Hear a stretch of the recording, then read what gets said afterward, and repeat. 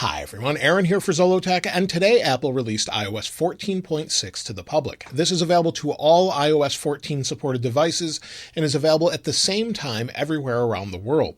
Now, if you're not seeing the update, all you need to do is go to your settings, go to General, and then Software Update. Make sure Automatic Updates is turned off and you'll have the update. However, if you're a beta tester and you're on Release Candidate 2, for example, 14.6 Release Candidate 2 or RC2 was the final version. So if you have that version, you already have it. If you're on iOS 14.7 betas, you won't see the update either since you have a newer version. For everyone else that's on public versions, it's available now. Now, this came in at a very large 4.58 gigabytes on my iPhone 12 Pro Max. It's going to vary depending on the version you're coming from. So if you're on a 12 Pro Max with 14.5 or 14.5.1, it could be a couple hundred megabytes all the way up to many gigabytes. So it just depends on which version you're actually coming from. Now let's go ahead and take a look at what's new. Now I'm running iOS 14.6 on my iPhone 12 Pro Max. I also have it installed on the iPhone 11 and iPhone 7. Along with this, Apple also released iPadOS 14.6 that I'm running on my 12.9-inch iPad Pro. They released watchOS 7.5, along with tvOS 14.6 and macOS Big Sur 11.4. So all of those are available now. Now let's go ahead and take a look at the build number. So we'll go to Settings, then we'll scroll down to General, then tap on About. Now if we tap on Software version, you can see the build number is 18F72. And this particular build has features and changes, but the first thing they've updated is the modem.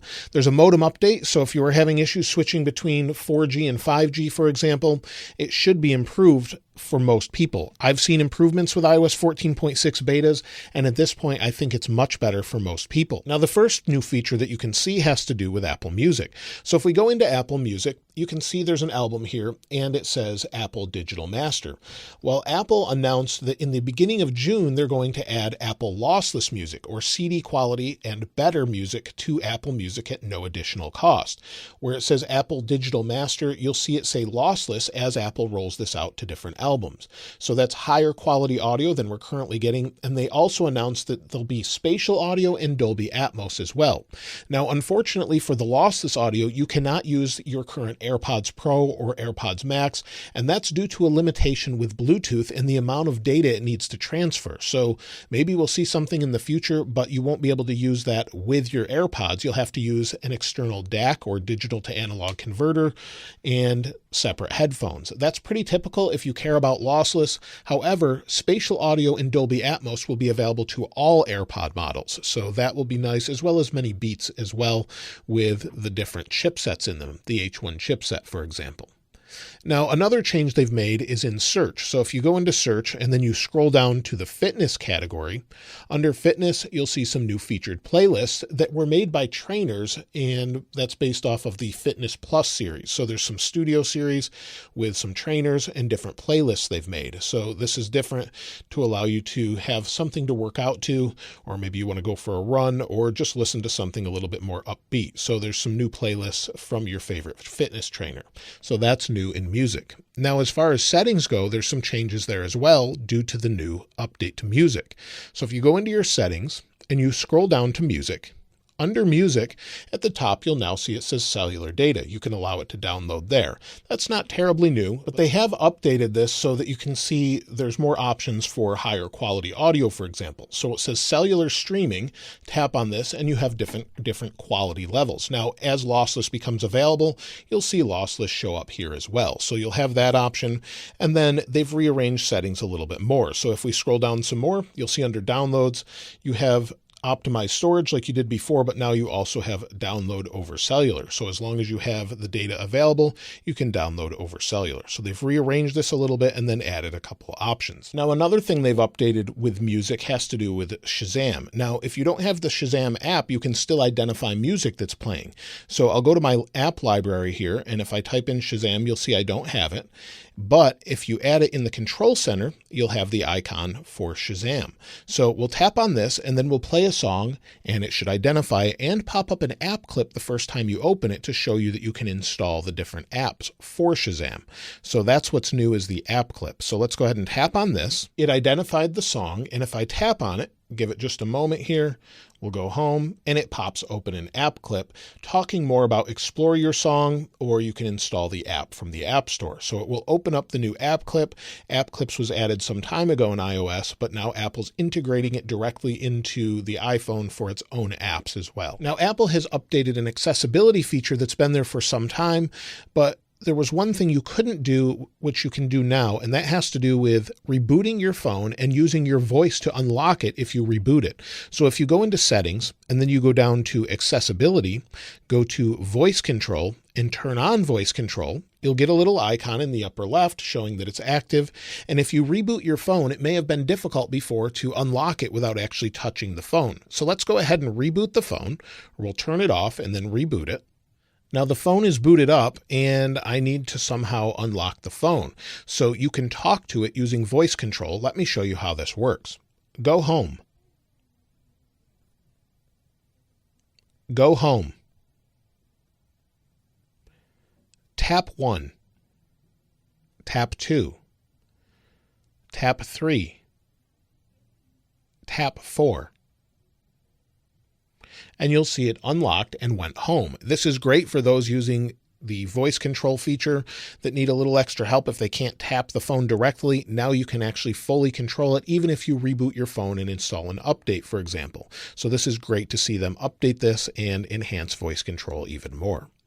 Now, the next thing they've updated, they've talked about for quite some time, and that has to do with podcasts. Podcast subscriptions are something Apple mentioned at the previous Apple event. And if we go into podcasts, you can see that there's nothing saying subscriptions or anything yet. Now, they've added support for this, and you can see this under your account. So if you tap on Listen Now, tap your icon in the upper right, you now have managed subscriptions and then a credit amount above that. So there will be subscriptions, maybe to subscribe to your favorite podcast in the future, where they won't need to maybe have an advertisement within their podcast, but they'll get some revenue from actually using Apple's podcast app and then having a subscription help pay them.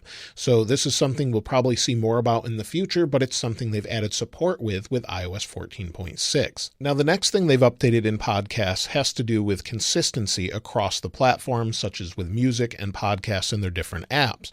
So if we go to our library and then go to our library on an older iOS version, on the left I have iOS 14.5.1, on the right I have iOS 14.6, and you can see the wording is a little bit different where it says downloaded. So it says downloaded on the newer version instead of downloads like it said before. Also, if we go into a podcast, for example, maybe we'll go into this episode here or go into this channel, and then in the upper right you can see the download check mark on the right where it's a little bit different compared to an arrow on the left. If we tap on the three dots in the upper right for a menu, there's some options here as well that are new, such as remove downloads and mark all as played. These have been added to help manage more podcasts, add more features, and bring podcasts up to maybe the quality of, say, Overcast or any other podcast app you might use. So Apple continues to enhance this and make it a little bit better. So those have been updated. We should see more about podcast subscriptions very soon. Now, within Find My, they've made some updates as well. So if you're using Apple's new AirTag to locate devices or locate a backpack, for example, they've made some changes to the overall app supporting that. So we'll go into Find My, and within Find My, you can see this is the AirTag. I just named it Office because it's with me. And if we rename Office and then maybe choose a custom name, it will immediately pop open the emoji picker. And now this happens when you set up a new AirTag as well. That part's new, where it will help you specify maybe an icon you want to use to identify that new AirTag. So that's changed in this update. Let's go ahead and cancel that. And something else they've updated as well has to do with lost mode. So maybe you've lost your AirTag or whatever it's attached to. They've made some enhancements. So if we tap enable on lost mode, we now have the option to also use an email address instead of just a phone number. So we can use either or both. So we have the option to use an email address and phone number now, where we just had a phone number before. Also, if you have an AirTag and it's lost and found by someone that has an NFC-enabled phone, so maybe an Android phone, here and we tap it to the back of the Android phone, it should help us identify who owns it, and they've updated what that looks like a little bit. So now it gives you a hidden version, or sort of a start out version of the owner's phone number. So you have that here as well as a new option. So you have the serial number and a phone number, and an email address will show if you specify that as well. Now, if we go into the Watch app, in the Watch app, if you have an Apple Watch paired, tap on Face Gallery at the bottom and you'll see two new watch faces, and they're just different versions of the same thing. So we have Pride Woven, and one is a rectangle, one is a circle, and they have a little animation with them if you put them on your watch.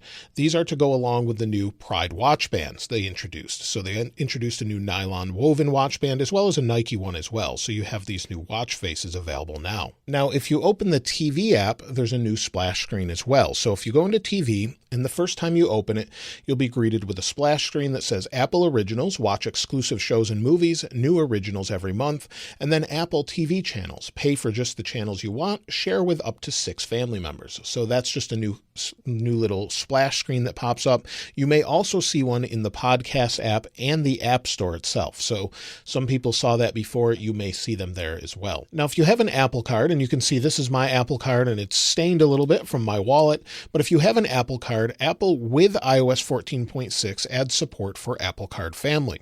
So if we go over to the Wallet app, tap on the Wallet app. Within the Wallet app, tap on your Apple Card and then tap the 3 dots in the upper right. Now you'll see a new option for Share My Card. If you tap on Share My Card, you'll see it now says Apple Card Family. Share your Apple Card with members of your family sharing group, track spending, pay a single bill, build credit together, and receive daily cash. So now you can use this feature. Apple announced this at their April Apple event, and it's available to everyone with iOS 14.6 now. There's also support for new Beats Studio Buds as well within the code, but we haven't seen this yet. But that's all in this version of iOS. Now, they've fixed quite a few problems in iOS as well. They've resolved some issues, not a ton of them, but there's quite a few that they've fixed. And the first one is if you were having issues with unlock with Apple Watch, maybe when you're using it and after using Lock an iPhone on Apple Watch, so where you can unlock your iPhone with the watch or unlock your watch with the iPhone, for example, that has been resolved. So that's something that's been updated and should work better now. Also, if you're using reminders, sometimes reminders could appear blank. This has been fixed, so small change there.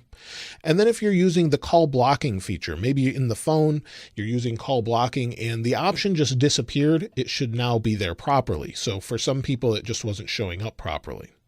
And a big one that they've fixed has to do with Bluetooth. And a lot of people have been complaining about Bluetooth with iOS 14.5 and 14.5.1. iOS 14.6 seems to handle Bluetooth much better. So Bluetooth devices could sometimes disconnect or send audio to a different device as well, even when you're on an active call. So device switching should be fixed as well. And you'll see it popped open on all these devices. And when you have all of these turned on, it can confuse it a little bit, but it seems to be working quite well. So Bluetooth is definitely fixed, or at least much better in this update from my experience. Also, some people were having issues with when you started up your phone, it could be very slow. The performance was slow. They fixed it where reduced performance happened during startup and then maybe affected the phone overall. This seems to be more on older phones, iPhone 6S, 6S Plus, 7, 7 Plus, but it should fix any issues you were having. Even the iPhone 12s had some issues with that initially, where it was a little bit slow on startup. So those have all been fixed in this update. Now, what they have not mentioned is any update to the app tracking request where it might be grayed out. So if you go to your settings, go to privacy and then tracking, if allow apps to request to track is grayed out, they haven't mentioned that they've fixed anything with this. However, most people on iOS 14.6 seem to show that it's active here. So you can turn this on, or if it's off, it's actually active either way. It just won't prompt you. So if you have it turned on, you'll get prompted for different apps. If you have it off, it's actually just not going to prompt you, and it will block that information anyway and just keep that going out of the way. So that's something that I wouldn't worry too much about, but they haven't mentioned specifically. There are some criteria where this may not be shown properly anyway. Maybe it's managed by an educational institution or by a parent and you're under 18, for example. That may be a reason it's grayed out as well. Now, for those of you that had green tint issues in black backgrounds, Apple has not said anything about this. Although with iOS 14.6, most of the people I've talked to say that it's fixed. So I haven't heard anybody say that they're having that problem with 14.6 yet, but hopefully they've addressed it. Apple did fix it on the iPhone 11 and 11 Pro last August. So it took quite a long time, almost a year, for them to fix it on those phones. If you're still experiencing it, I'm sure Apple's still working on it. Now, also, Apple included security updates with iOS 14.6 as well. They've enhanced security. They generally do this with every major update and even minor updates.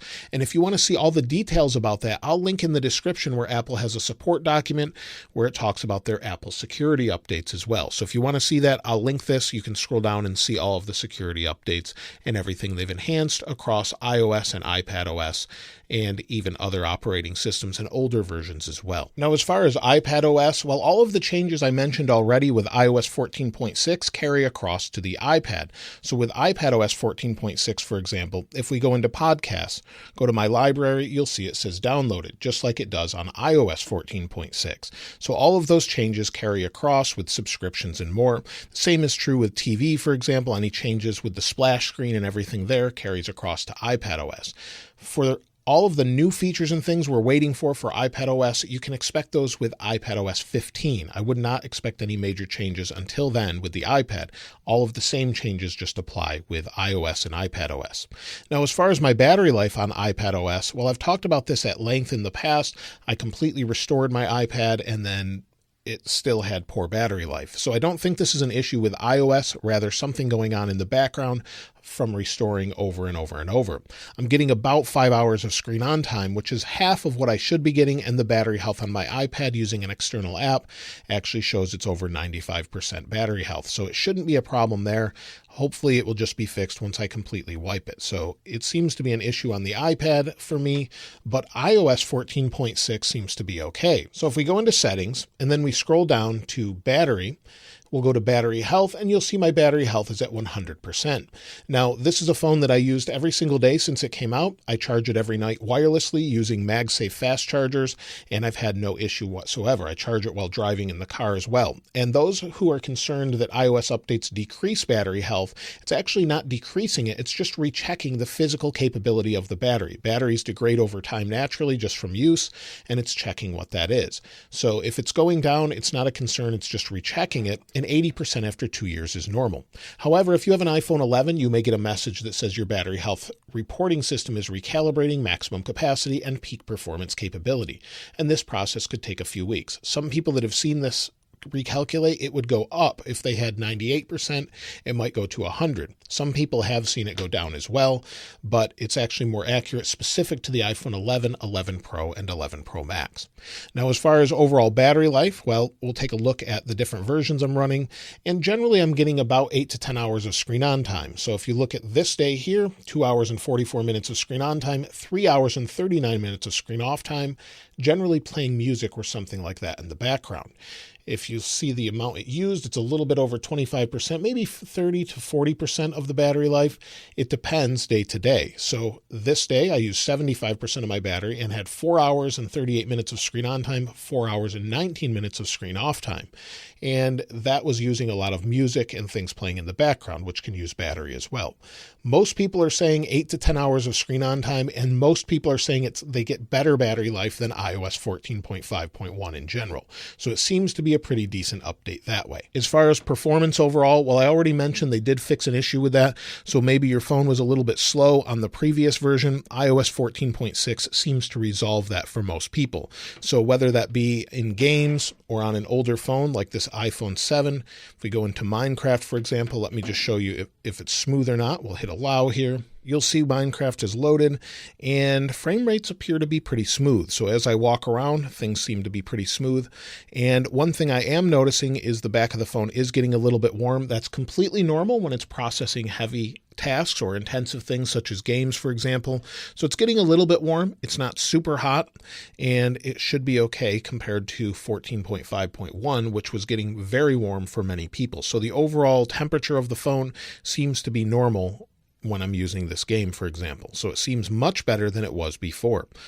So if it's hot for you initially, just keep in mind that if you just installed the update, it may be a little bit warm, performing a lot of background tasks as well. And that leads me to, should you install iOS 14.6? Well, I would say yes for most people, as this seems to be much better as far as Bluetooth and performance and overall stability. Very few people, even on the betas, reported issues with the phone crashing, for example. Most people reported better battery life than iOS 14.5.1, for example. So in general, I would recommend it for most people.